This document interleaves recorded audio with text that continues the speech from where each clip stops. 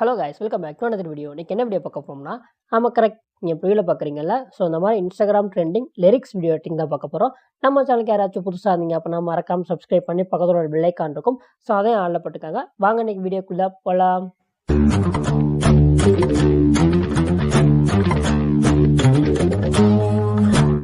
Hey guys, இந்த video பார்த்தீங்க அப்படின்னா ரொம்பவே சிம்பிளாக தான் இருக்க போகுது. First light motion app open பண்ணிக்கோங்க. ஓப்பன் பண்ணதுக்கப்புறம் இன்டர்ஃபேஸ் இந்த மாதிரி தான் இருக்கும். நடுவில் பார்த்தீங்க அப்படின்னா ப்ளஸ் ஐக்கான் இருக்கும்.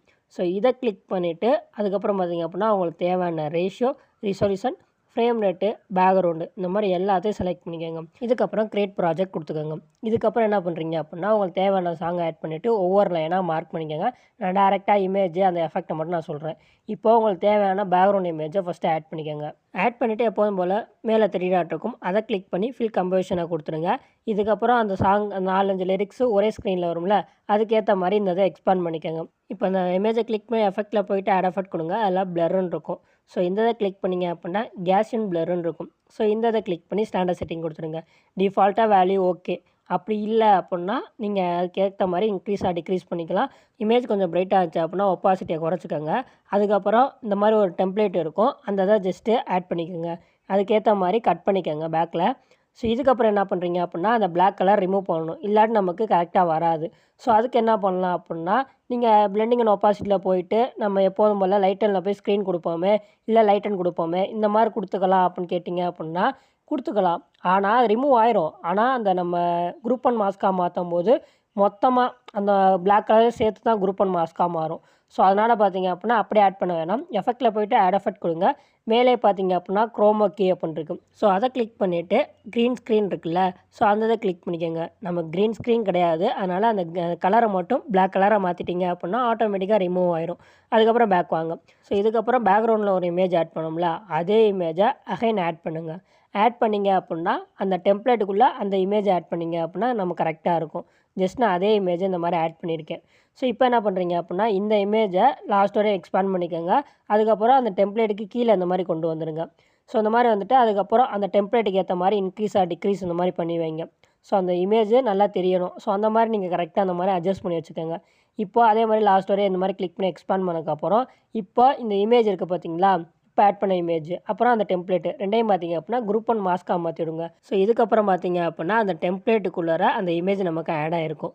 ஜஸ்ட்டு வேணால் ட்ரை பண்ணி பாருங்கள். அந்த குரோமாக்கி ஆட் பண்ணாமல் நார்மலாக பிளெண்டிங் அண்ட் ஒப்பாசிட்டியில் போயிட்டு அந்த லைட்டரில் போய் ஸ்க்ரீனாக மாற்றோம்ல, அதை வேணால் நீங்கள் ட்ரை பண்ணி பாருங்கள். என்ன ரிசல்ட் வருதுன்னு உங்களுக்கே தெரியும். ஓகேவா? இதுக்கப்புறம் என்ன பண்ணுறீங்க அப்படின்னா இப்போ அந்த டெம்ப்ளேட் ஆட் பண்ணியாச்சு. இதுக்கப்புறம் பார்த்தீங்க அப்படின்னா லிரிக்ஸு, அதுக்காக பார்த்தீங்க அப்படின்னா ரேண்டமாக 4 மார்க் வச்சுருக்கேன். இப்போ டெக்ஸ்ட் ஆட் பண்ணிடலாமா? இதுக்கு ப்ளஸ் ஐக்கானை கிளிக் பண்ணி டெக்ஸ்ட்டில் போங்க.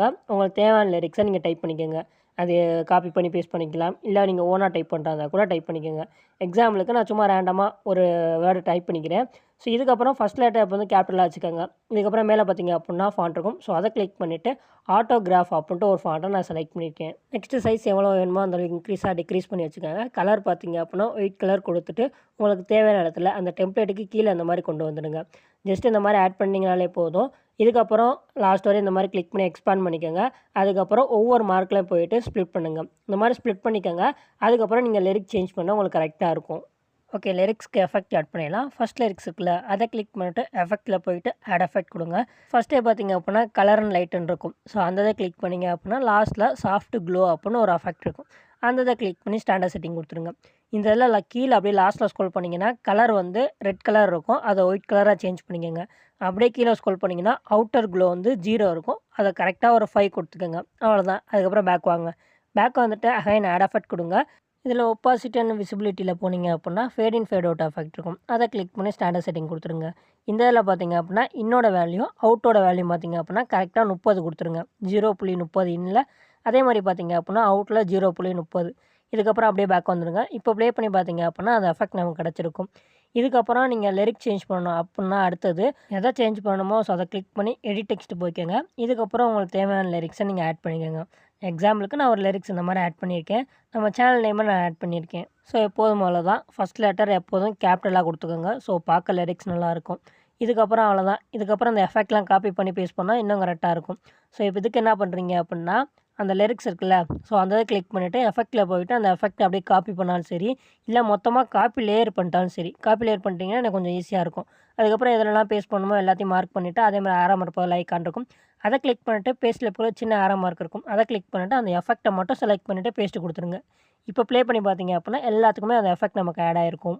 இதே மாதிரி தான் அடுத்து எல்லாமே ஆட் பண்ணணும். நெக்ஸ்ட்டு அந்த மேலே எமோஜி ஆட் பண்ணியிருப்பாங்க. அதுக்கு என்ன பண்ணுறீங்க அப்படின்னா, அதே மாதிரி ப்ளஸ் ஐகானை கிளிக் பண்ணி டெக்ஸ்ட்டில் போயிட்டு உங்களுக்கு தேவையான எமோஜி ஆட் பண்ணிக்கோங்க. சில பேர் பார்த்தீங்க அப்படின்னா, அந்த பட்டர்ஃப்ளை இந்த இது எப்படி ஆட் பண்ணுறதுன்னு கேட்டிருந்தீங்க. ஸோ அது பார்த்தீங்க அப்படின்னா ஐஃபோன் எமோஜி தான்.